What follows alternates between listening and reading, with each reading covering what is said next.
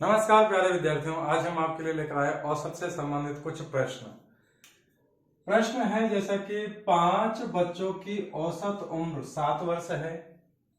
यदि उनके पिता की आयु भी मिला दी जाती है तो औसत उम्र 6 वर्ष और अधिक हो जाती है। तो उनके पिता की आयु क्या होगी? ऑप्शन है आपके पास 45 वर्ष, 42 वर्ष, 40 वर्ष और 43 वर्ष।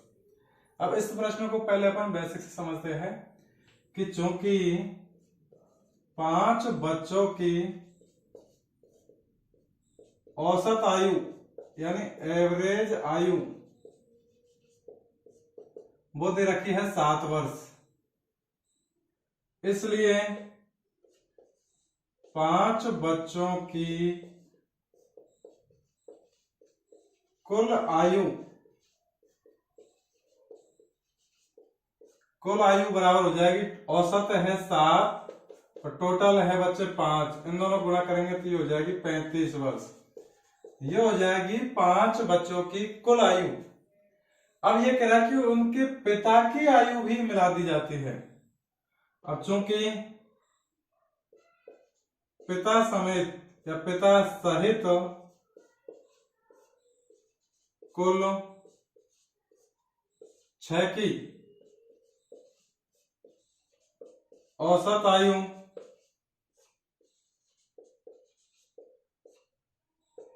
वो दे रखी सवाल में, औसत आयु भी मिला दी जाती है तो औसत आयु 6 वर्ष अधिक हो जाती है। यानी पहले जो औसत आयु 7 वर्ष थी और उसमें यदि बच्चों की वो पिता की आयु भी मिला दी जाती है अपन, तो औसत उम्र 6 वर्ष बढ़ जाती है यानी और अधिक हो जाती है।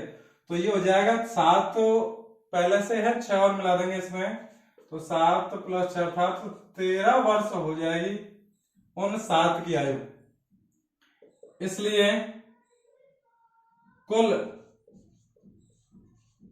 जो 5 बच्चे थे और एक पिता, तो 6 की कुल आयु, 6 की कुल आयु वो हो जाएगी 6 गुणा औसत आया है। अब छठा आदमी मिलने पर, उनके पिताजी मिलने पर टोटल औसत 13, तो 13 तो औसत को 6 से गुणा कर देंगे, 13 6 की 78। ये हो जाएंगे टोटल 6 की आयुओं का योग, जबकि 5 की आयु का योग है 35। तो इसलिए उनके पिताजी की आयु हो जाएगी, टोटल जो 6 की आयु है वो, उसमें से 5 बच्चों की आयु है वो 35, घटा देंगे तो ये आएगा 8 में से 5 गया तो 3, 7 में से 3 गया तो 4, अर्थात 43 वर्ष आई पिता की आयु। तो इसका ऑप्शन हो जाएगा आपका ऑप्शन नंबर द, यानी 43 वर्ष हो जाएगी उस पिता की आयु। अब इसी प्रश्न को यदि अपन थोड़ा डायरेक्ट तरीके से करते हैं, शॉर्ट तरीके से, तो वो कैसे होगा कि देखिए, चूंकि 5 बच्चों की औसत आयु, चूंकि 5 बच्चों की एवरेज आयु वो है 7 वर्ष, एक कैंडिडेट और मिल रहा है उनका पिताजी। अब पिताजी के मिलने से औसत आयु में वृद्धि हुई है 6 की, और कैंडिडेट हो गए यहां पे 6, तो इससे वृद्धि हुई 6 वर्ष की, और टोटल कैंडिडेट हो गए 6, तो 6 को 6 से गुणा कर देंगे 36, इसलिए पिता की आयु वो हो जाएगी, पहले की आयु 7 प्लस चेंज होने पर टोटल 6 कैंडिडेट हो गए, उनसे 6 वर्ष का डिफरेंस आया है, 6 की वृद्धि हुई है, तो 6 गुणा 6 36, इसमें जोड़ देंगे तो 7 + 36 अर्थात 43 वर्ष उस पिता की आयु हो जाएगी। तो इससे भी ऑप्शन नंबर ब आपका एग्जैक्ट आंसर आएगा।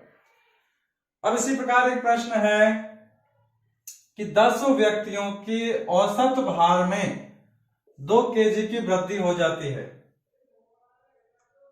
जब 40 kg भार वाले व्यक्ति के स्थान पर एक नया व्यक्ति आ जाता है, नए व्यक्ति का भार, तो अपन डायरेक्ट लगा सकते हैं यहां पे नए व्यक्ति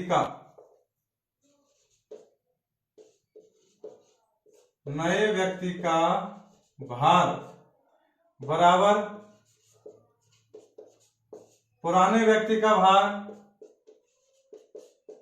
प्लस टोटल संख्या कितनी है, संख्या गुणा वृद्धि कितनी हुई।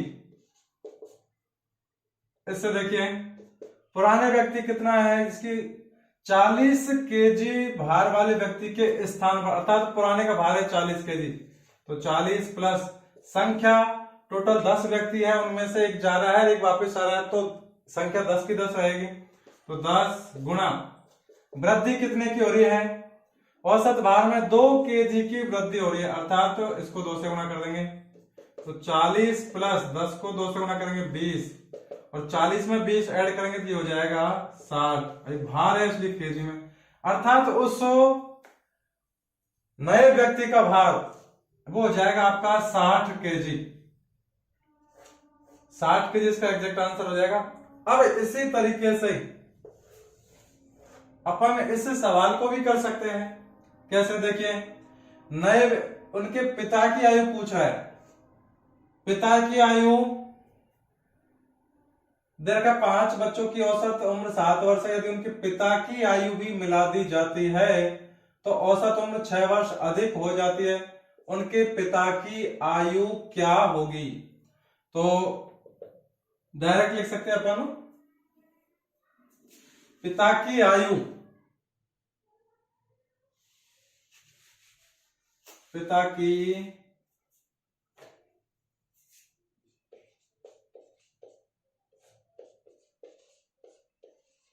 की आयु बराबर पुराना औसत। देखिए पुराना औसत कितना है,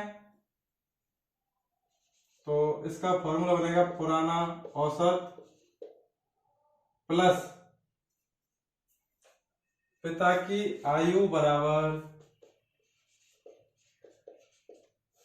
पुराना औसत प्लस संख्या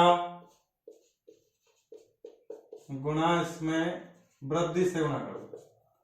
तो पुराना औसत था अपने पास 7, तो 7 प्लस संख्या 5 पहले से थी, एक और आ गया तो 6 हो गया, तो 6 गुणा वृद्धि कितनी की हुई है, 6 की, तो इसको सॉल्व कर दो। 7 प्लस 6 गुणा 6 36, और 36 में 7 ऐड करेंगे तो हो जाएगा 43। अब ये आयु है इसलिए वर्ष हो जाएगा, अर्थात फिर भी आपका आंसर आएगा 43 वर्ष। इस प्रकार किसी भी सवाल को हो सकता है जितना आप उसका बेसिक समझिए, उसके बाद आप एक से अधिक तरीके के प्रयास करोगे तो शॉर्ट तरीका यदि आपको आता है अच्छे से, तो बेसिक को कंपेयर करते हुए शॉर्ट पढ़िए, ताकि आपको दोनों मंत्र समझ में जाए किसमें ज्यादा टाइम लग रहा है किसमें कम। और यदि आपको बेसिक याद है अच्छे से, तो यदि आप बाई चांस शॉर्ट तरीका भूल भी जाते हो तो आप उस सवाल को बेसिक तरीके से भी निकाल सकते हो।